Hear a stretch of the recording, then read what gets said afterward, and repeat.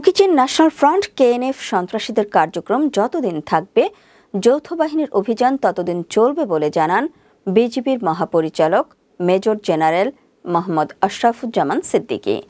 বিজিবির মহাপরিচালক বলেন, সরকারের আদেশে কুকিচিন সন্ত্রাসীদের নির্মূল করতে যৌথ বাহিনীর অভিযান এখনও চলমান রয়েছে।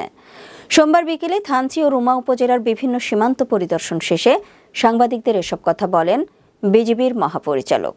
এ সময় তিনি বলেন, বলিপাড়ায় একটি নতুন অস্থায়ী বেস ক্যাম্প করা হয়েছে। বিভিন্ন সীমান্ত এলাকায় অপারেশন এবং সীমান্তের ওপারে যাতে কেএনএফ সন্ত্রাসীরা পালিয়ে যেতে না পারে সেজন্য বিজিবির সকল সদস্যরা সতর্ক অবস্থানে রয়েছে।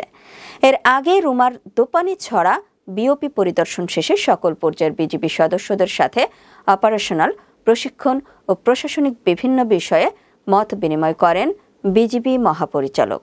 পরে বলিপাড়া ব্যাটালিয়নের অধীনস্থ spot height TOB, Thanchi BOP এবং থানচি বাজার চেকপোস্ট পরিদর্শন করেন তিনি।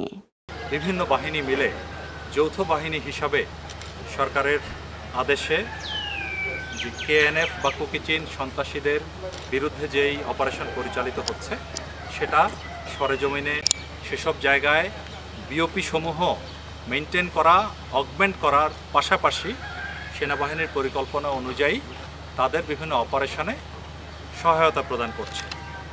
বিভিন্ন অ্যাম্বুশ, ব্লকিং পজিশন এবং অন্যান্য মাধ্যমে সহায়তা প্রদান করছে। সেগুলোই তাদেরকে একটু উৎসাহ প্রদানের জন্য সরেজমিনে দেখা এবং আরও কিছু উপদেশ দিয়ে সবার সাথে একটু পাশে থাকার জন্যই আজকের এই সফরের।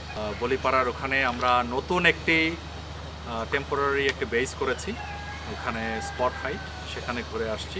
তো ওখানে আমাদের বিজিবির সকল সদস্য অত্যন্ত সতর্ক অবস্থায় আছে এবং প্রয়োজনে উপযুক্ত তথ্যের ভিত্তিতে তারা বিভিন্ন অপারেশনও পরিচালনা করে।